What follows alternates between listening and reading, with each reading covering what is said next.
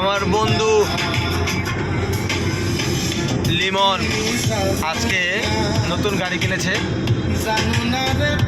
সে গাড়ির কেনার উছিলায় আমরা একটা ট্রিটে যাচ্ছি, ওয়েস্টার্ন হাঁসের মাংস খেতে, যেখানে আসিফের মতো একজন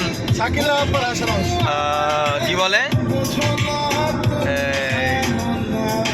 উপদেষ্টা, যেখানে আমাদের মতো একজন সাধারণ স্টুডেন্ট ছিল, সে এখন কুড়িপতি। সে যে ওয়েস্টার্নে হাঁসের মাংস খাওয়ার জন্য ভাইরাল। আমরা সেখানে যাচ্ছি।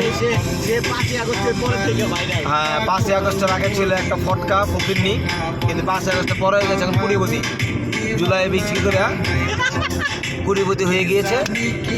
তো আমরা জানতে চাচ্ছি যে কীভাবে কুড়িপতি হলো, সে কী হাঁসের মাংস খাইলো যে কুড়িপতি হয়ে গিয়েছে, সেটা জানার জন্যে আমরা যাচ্ছি।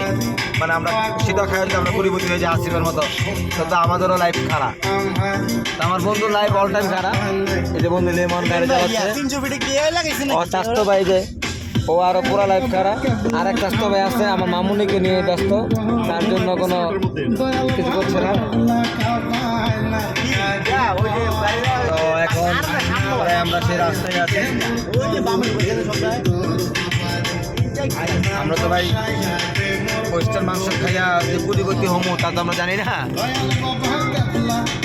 তার জন্য এই গানটা আবার ম্যাচিং হয়ে গেছে যে দয়াল বাবা কেবলা খাবা।